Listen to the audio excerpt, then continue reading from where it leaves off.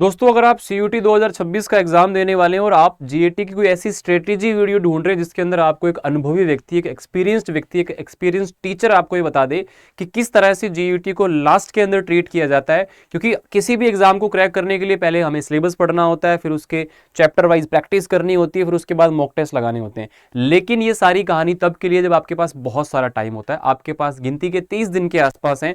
तो इस टाइम पे आप अपनी जीएटी प्रिपरेशन को कैसे बेस्ट बना सकते हो, मिनिमम इनपुट में मैक्सिमम आउटपुट कैसे निकाल सकते हो, इस वीडियो में मैं आपको समझाने वाला हूं। नमस्कार दोस्तों, मेरा नाम है अमित शर्मा, आप लोगों का सीयूटी मेंटोर और जनरल एप्टीट्यूड टेस्ट एजुकेटर आपका स्वागत करता हूं।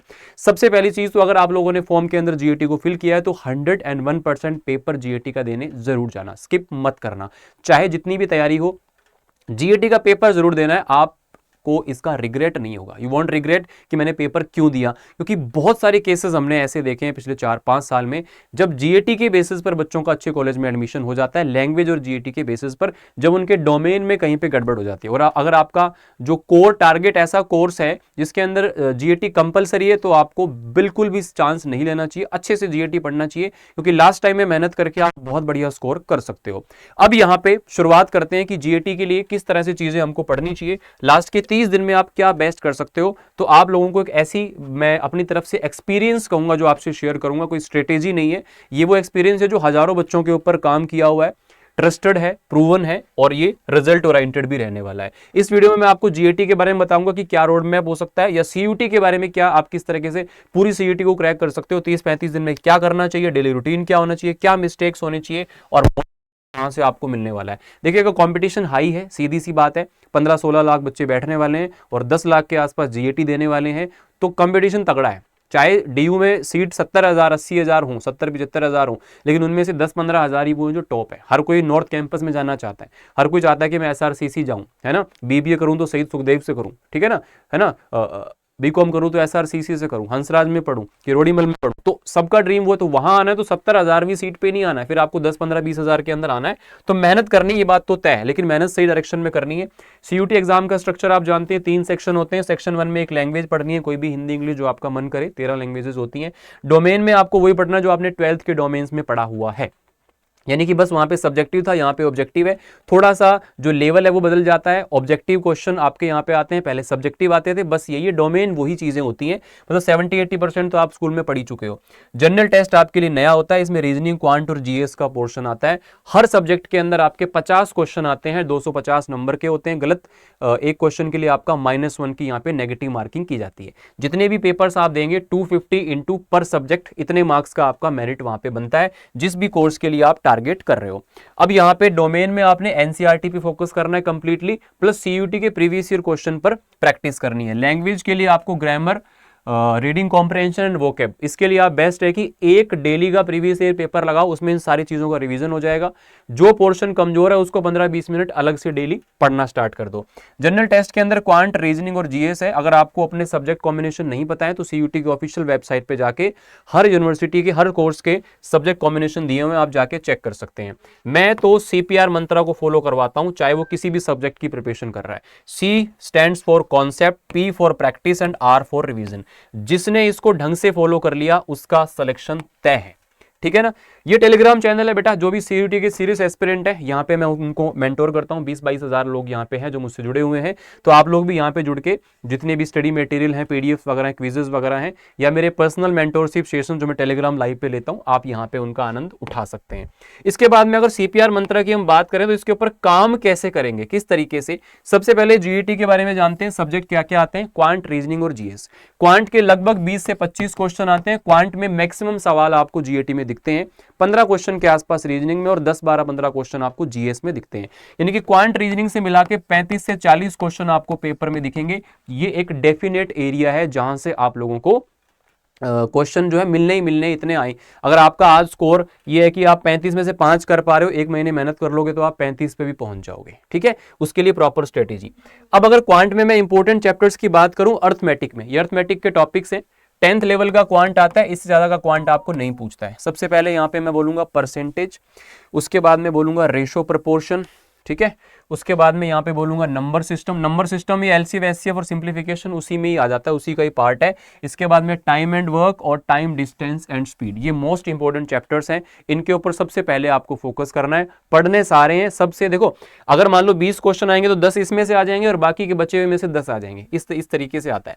एडवांस मैथ्स में आप लोगों को ज्योमेट्री, मेंसुरेशन और ये सारी चीजें पूछी जाती हैं जो आपने 10th तक पढ़ी हुई है। यहाँ पे मेंसुरेशन से सबसे ज्यादा क्वेश्चन आते हैं, 3 से 4 क्वेश्चन मिल सकते हैं। बाकी हाइट एंड डिस्टेंस और ट्रिग्नोमेट्री से एक क्वेश्चन आपको दिख जाता है, स्टैटिस्टिक्स से एक क्वेश्चन दिखता है, परमुटेशन कॉम्बिनेशन या प्रोबेबिलिटी से मिला के एक क्वेश्चन आपको दिखता है। ये छोटे छोटे चैप्टर्स हैं, 2 घंटे पढ़ लिए तो यहाँ से 1 नंबर पक्का। मान लो आपने स्टैटिस्टिक्स की मेरे जैसी एक वीडियो है 2 घंटे की, वो देख ली तो पक्का हो गया 1 नंबर, ये एक सवाल 5 नंबर। यहाँ ये देख लिया अगर आपने तो 2 घंटे में ये 5 नंबर पक्के हो गए। ऐसे आप सेशंस को देखो। मेंसुरेशन को थोड़ा सा डिटेल में पढ़ना पड़ेगा, सारे फॉर्मूले वगैरह याद करने पड़ेंगे, क्योंकि इसके अंदर क्या है चीजें थोड़ी सी अच्छे लेवल की आती हैं। तो कुल मिला के अगर 20 से 25 क्वेश्चन आएंगे तो आप मान के चलो कि 10-12 क्वेश्चन इधर से एडवांस से आएंगे, 10-12 उधर से आ जाएंगे अर्थमेटिक से। उसके बाद में नेक्स्ट पोर्शन आता है लॉजिकल रीजनिंग, सबसे ज्यादा स्कोरिंग पोर्शन है जीएटी का और सबसे इंटरेस्टिंग है और सबसे इजी भी आप इसे कह सकते हो। इसके अंदर आप लोगों को 15-20 क्वेश्चन मिलते हैं। चैप्टर क्या क्या होते हैं, क्लॉक कैलेंडर से मिला के 2 से 3 क्वेश्चन आते हैं, cube, blood relation, distance, ranking, number series, missing number, इन सब से एक एक क्वेश्चन अमूमन आपको देखने को मिलेगा। रीजनिंग में क्या है, एक चैप्टर से बहुत ज्यादा क्वेश्चन नहीं आते लेकिन हर चैप्टर को कवर करता है। सबसे बड़ा चैप्टर नॉन वर्बल है, जहां से 4 क्वेश्चन, 5 क्वेश्चन, 7-7 क्वेश्चन भी आ जाते हैं, तो नॉन वर्बल बड़ा है। Alphabet, letter, coding, decoding, classification, analogy, यहां से मिलाकर के आपको 3-4 क्वेश्चन मिल जाएंगे। ये बेस्ड होता है अल्फाबेट टेस्ट की नंबरिंग के ऊपर, तो नंबरिंग याद है तो आप ये क्वेश्चंस यहां से कर लोगे। इसके बाद मैथमेटिकल ऑपरेशन, कभी क्वेश्चन आ भी जाता है कभी नहीं आता। लॉजिकल ऑर्डर पे भी क्वेश्चन फिक्स नहीं है। वेन डायग्राम पे क्वेश्चन एक आपको देखने को मिल जाता है। इसके बाद बात करें नॉन वर्बल पे, 4 क्वेश्चन के आसपास एवरेज आते हैं। पिछली 38 शिफ्ट हुई थी तो लगभग 250 क्वेश्चन आए हुए हैं मिला करके सारी शिफ्ट में, तो एवरेज 4 क्वेश्चन बैठते हैं। तो 4 क्वेश्चन 5 नंबर, मतलब 1 हो गया तो 20 नंबर का हो गया। और यहां से ना सिर्फ और सिर्फ आप लोगों को 2 घंटे 3 घंटे की एक वीडियो देखनी है, या फिर कंप्लीटली आपको प्रैक्टिस क्वेश्चंस करने हैं जो पीवाईक्यू में आए हुए हैं 200 सवाल, तो आप नॉन वर्बल को उड़ा दोगे क्योंकि इजी है। ठीक है, काउंटिंग फिगर कभी आ जाता है कभी नहीं आता, सिलोगिज्म पे भी कभी आता है कभी नहीं आता, क्रिटिकल रीजनिंग पे भी इनके कम चांस होते हैं आने के। सीटिंग अरेंजमेंट का एक क्वेश्चन डेफिनेटली आएगा, यहां से 4 से 5 क्वेश्चन डेफिनेटली आएंगे। इस तरह से आपके 15 क्वेश्चन के आसपास, 20 भी आ सकते हैं, 14 भी आ सकते हैं। जनरल अवेयरनेस ऐसा पोर्शन है जिसमें काफी सारी चीजें पढ़नी पड़ती है, थोड़ा सा अनसर्टेनिटी रहती है, तो मैं सजेस्ट करूंगा क्वांट रीजनिंग के ऊपर थोड़ा सा ज्यादा फोकस रखें ताकि वहां से एक स्कोर जो है आप लोगों को मैक्सिमम लेवल पर मिल पाए। क्योंकि यहाँ पे कितना भी पढ़ते हैं तो यार कुछ ना कुछ ऐसी चीज है जो आउट ऑफ द बॉक्स आ जाती है तो बच्चे परेशान हो जाते हैं। स्टैटिक जीके में रोज रूटीन बनाओ कि एक चैप्टर आपको डेली पढ़ना है। स्टैटिक जीके के चैप्टर सर्च करो, जैसे एक दिन आपने डेज एंड थीम्स पढ़ लिया, इंपॉर्टेंट डेज पढ़ लिया, बुक्स एंड ऑथर्स पढ़ लिया, है ना, एक दिन आपने पॉलिटी के क्वेश्चन लगा लिए, एक दिन ज्योग्राफी क्वेश्चन लगा लिए, तो ऐसे डेली 20 एक दिन आपको एक चीज उठानी है और उसके 10-15 क्वेश्चन प्रैक्टिस करने। इसकी बुक्स वगैरह भी हैं, आप जाके चेकआउट कर सकते हो। करियर अड्डा पर आपको बुक्स, फुल बैचेज और मॉक टेस्ट वगैरह सारी चीजें अप टू डेट मिल जाएंगी। करंट अफेयर्स के लिए बड़े सेशन देखें, कोशिश करें कि बड़े सेशंस के थ्रू आप करंट अफेयर को पूरा करें। और मिसलेनियस में तो देखो कुछ भी चीजें आपको पूछ सकता है, तो 10 से 12 क्वेश्चन यहाँ पे भी आपको देखने को मिलते हैं। अब बात ये आती है कि सही स्टडी मटेरियल क्या है।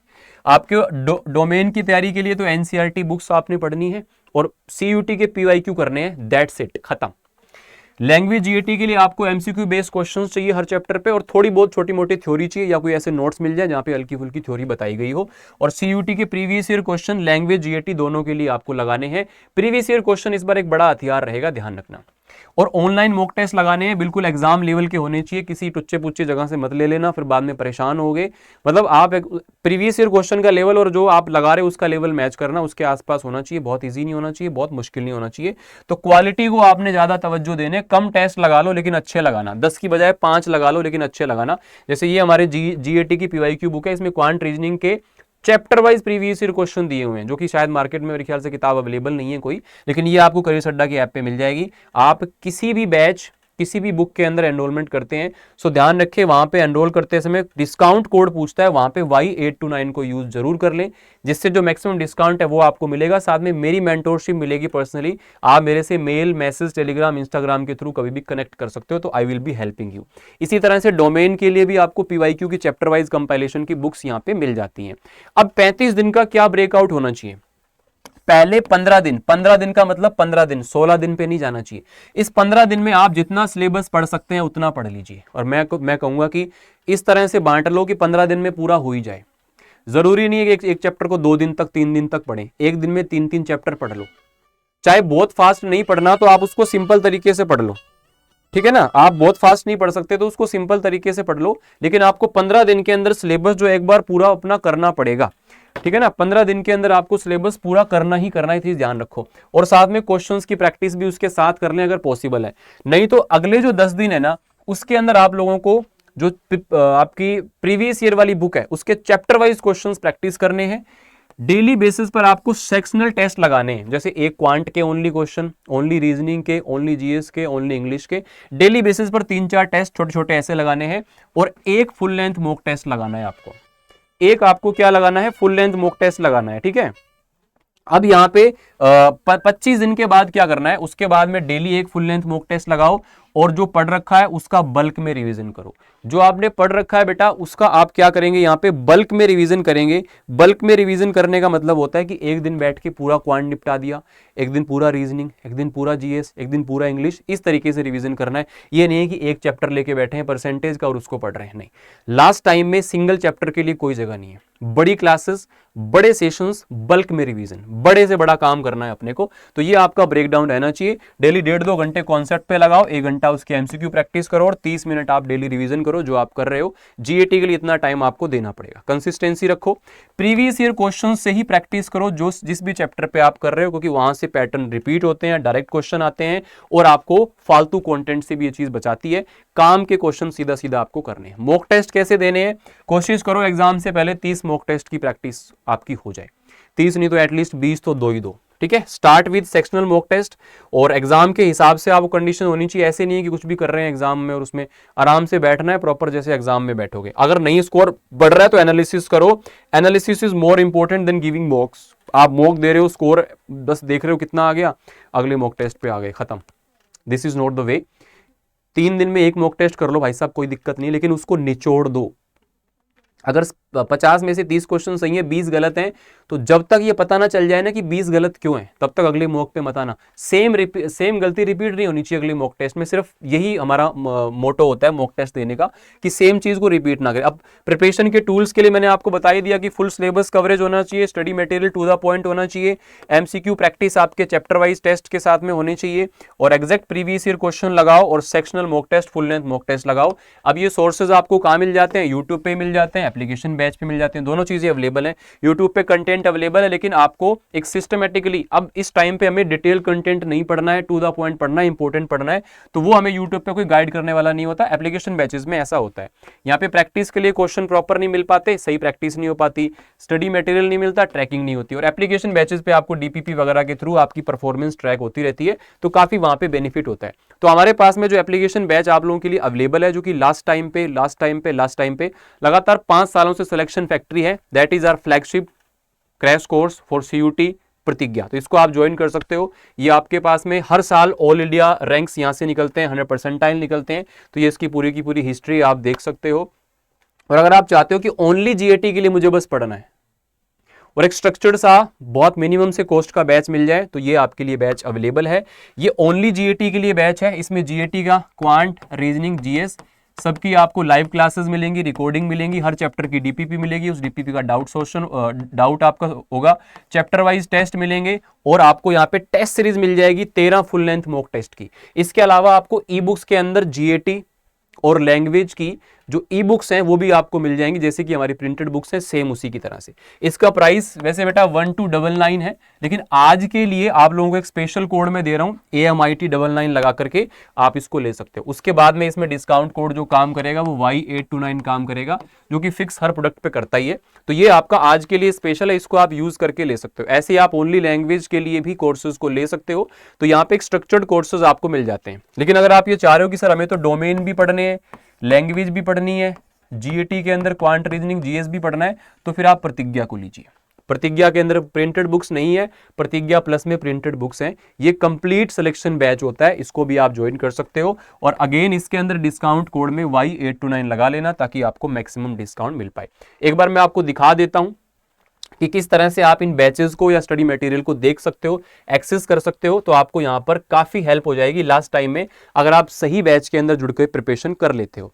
करियर्स अड्डा सर्च करना है, ऑल कोर्सेज पे जाना है, जो भी आपका स्ट्रीम है, science, commerce, arts, language, GAT.